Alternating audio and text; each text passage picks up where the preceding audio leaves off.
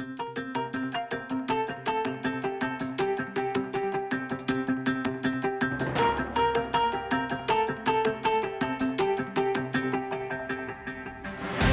welcome to the Briefing Room. I'm Devin Dwyer in Washington with Catherine Folders, our White House producer. Great to have you with us here today on this very busy Tuesday. An extraordinary scene playing out just a few minutes ago in the Oval Office, a summit between President Trump and the top Democrats in Congress, a sort of preview, if you will, of the coming attraction here in Washington with the Democratic-controlled House. It sure was feisty. As one of my colleagues put that meeting. Let's give you a little bit of taste of it if you didn't see it. Here's Chuck Schumer, the Senate Minority Leader, bantering with President Trump over his request for a border wall. Take a listen.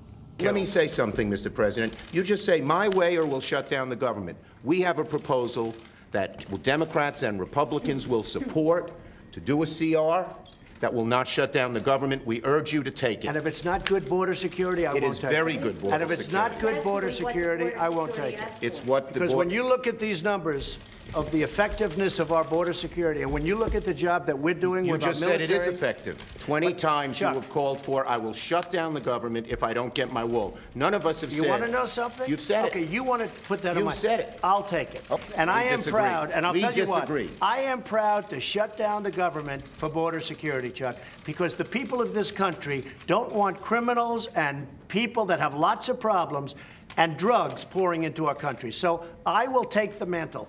I will be the one to shut it down. I'm not going to blame you for it. The last time you shut it down, it didn't work. I will take the mantle of shutting down. And I'm going to shut it down for border security. But we believe you shouldn't shut it down. Let's bring in Chief White House Correspondent Jonathan Karl with us from the White House. John, you've seen a lot of things in this town, but you haven't seen anything like that. Absolutely not. And by the way, the Democrats were told coming into that meeting that there would it would not be before the cameras. This was going to be a private meeting. It was the first meeting that President Trump has had with the Democratic leaders since the midterms, the first time. He's met with them since we have a new reality, incoming reality on Capitol Hill of the Democrats controlling the House. And let me tell you, Devin, if that's an indication of how the next 2 years are going to go, I can't imagine where we're going. Yeah, this and John, was rough. It was rough, maybe more so for the president. Democrats were glowing when they got back to Capitol Hill there, just with the sound we just heard, the president seeming to take responsibility for the coming shutdown he wants, right? Yeah, you know, I've been debating with any number of people on different sides of this who won this exchange. I don't know if it's obvious at this point, but the one thing that did happen is the Democrats clearly goaded the president into taking full and complete ownership for a shutdown, if a shutdown does in fact happen. I mean, that line, and he said it many times, but the one that you just played there where he said that he would be proud to shut the government down for border security was really quite a statement. But at the same time, you know, the Democrats sat there, and I've never seen a situation in the Oval Office where you saw things just kind of like break out like that. I mean, this is the Oval Office. You're meeting with the President of the United States, and as you can see in the images you're watching right there, the Senate Minority Leader could barely look at the president in the eye. I mean, the body language was something, but his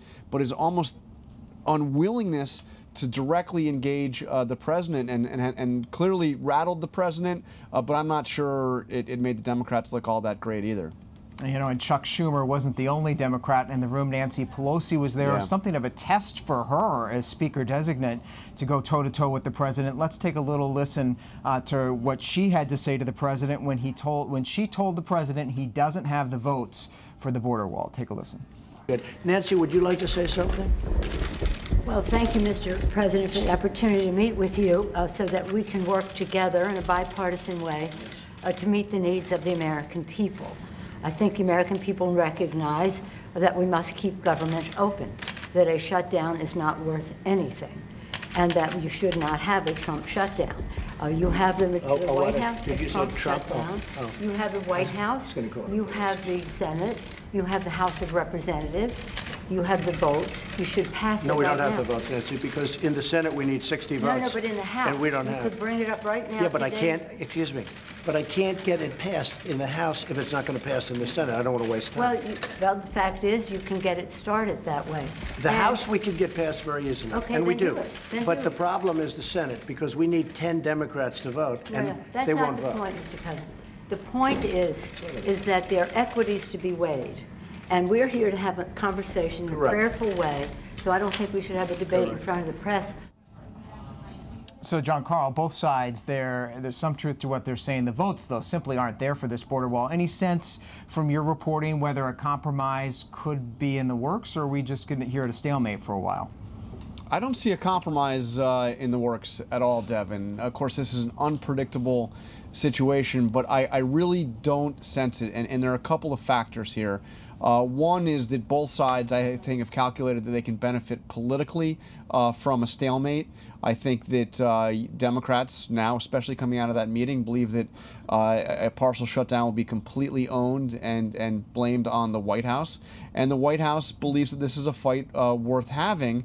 And the other factor here, Devin, is that this will be very much a partial shutdown because you have the majority of the funding bills have already passed for the year. So it's most of the government will continue to run. The essential services will continue to run. The military will continue to get their pay. The border security will still be there.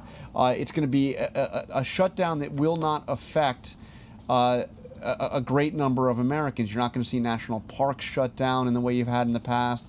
It's going to be a much more limited shutdown, which means it could go on for a long time. The other thing I wanted to point out is that coming out of, you mentioned Pelosi, she went up and huddled with her aides after the meeting and said some pretty fascinating comments describing what had just happened, including talking about the president's insistence on the wall. And this is, according to an aide that was briefed by Pelosi, this is what she said. She said it's like a manhood thing for him, as if manhood could ever be associated with him, this wall thing.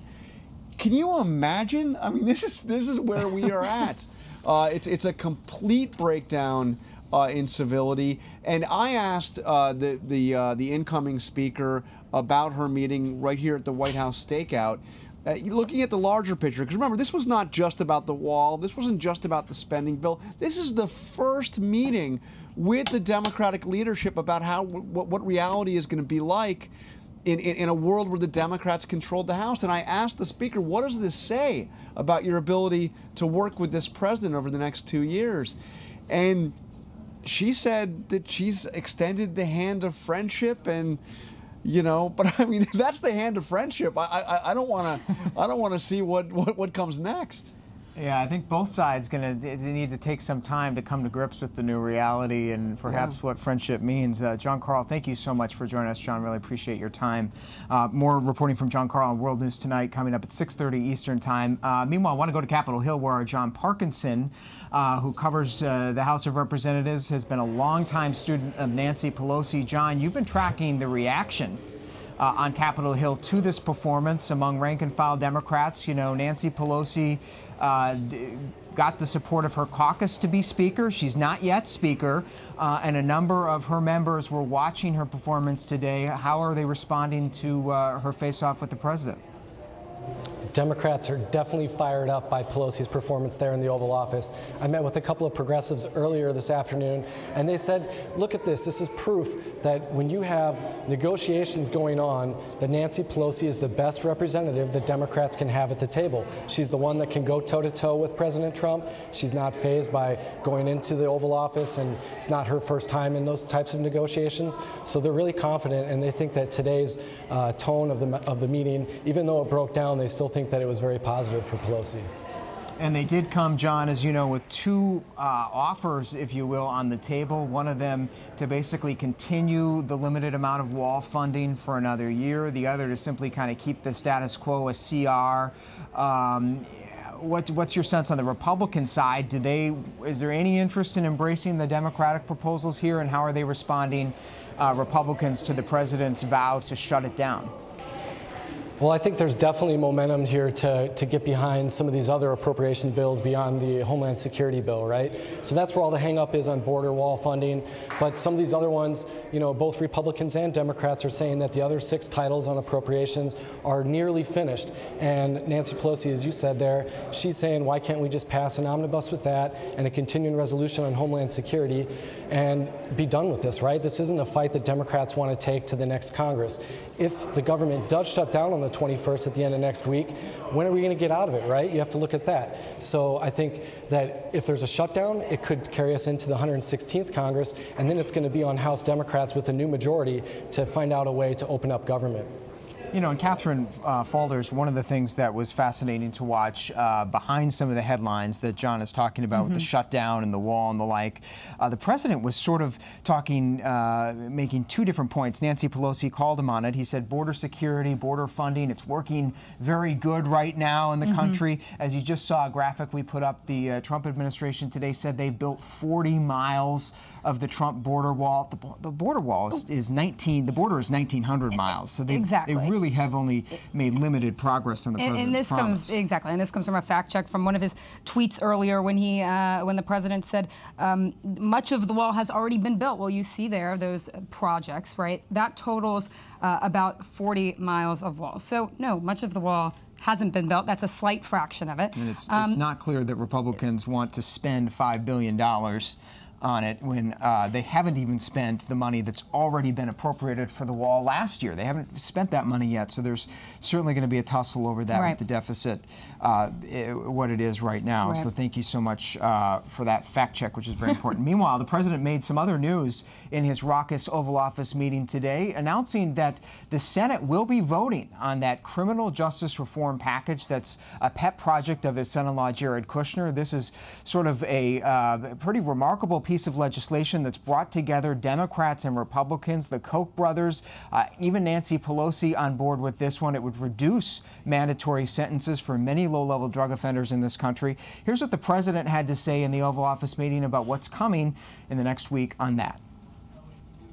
We just got word that Mitch McConnell and the group were going to be putting it up for a vote. We have great Democrat support, great Republican support.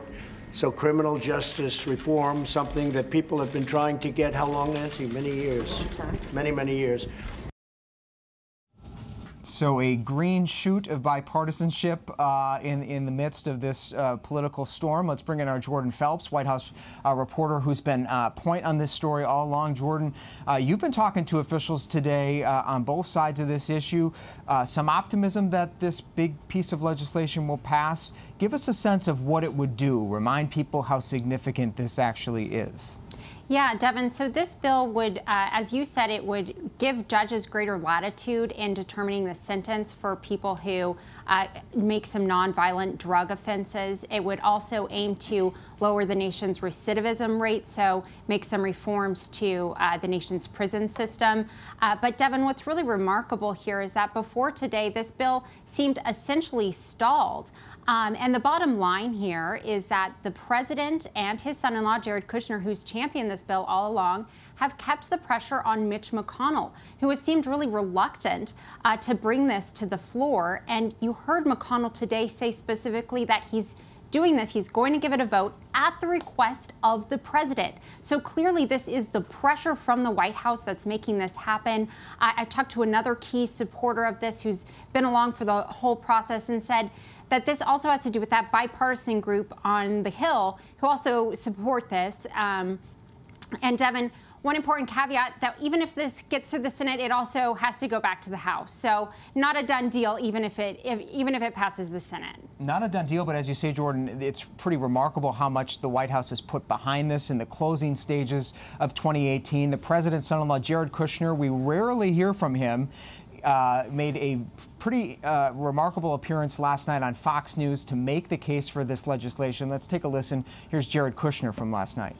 So this bill will accomplish a lot to make our communities safer. The recidivism rate that we have is way too high, and not doing anything about that is irresponsible, and we're allowing people to go back to our communities who we can help. And there's a lot of programs based in red states that we've really modeled this off of, so we know that this works.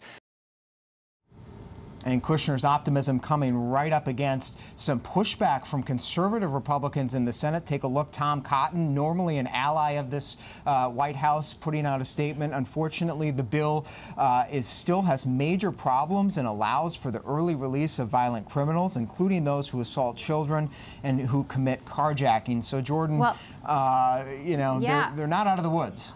Devin, Cotton has been the most vocal opponent to this all along. So the White House was never expecting to get his support in the first place, but they did achieve a critical endorsement late last week in Senator Ted Cruz, who has been a critical holdout in coming along with this bill, but he got on board with it after some revisions that made this bill more palatable to him and some of those most conservative members in the Senate who had been reluctant to follow the White House's lead here. And Devin, also important to note that the Senate bill goes way further than the House bill that initially passed earlier this summer goes. So this is a major reform that they're seeking to make to the nation's criminal justice system. That House bill only was going to make reforms to the nation's prison system and deal with recidivism. This goes so far as to deal with those sentencing reforms, which was something that former Attorney General Jeff Sessions was unwilling to see go forward. And as soon as Sessions was out the door, we saw this bill take on some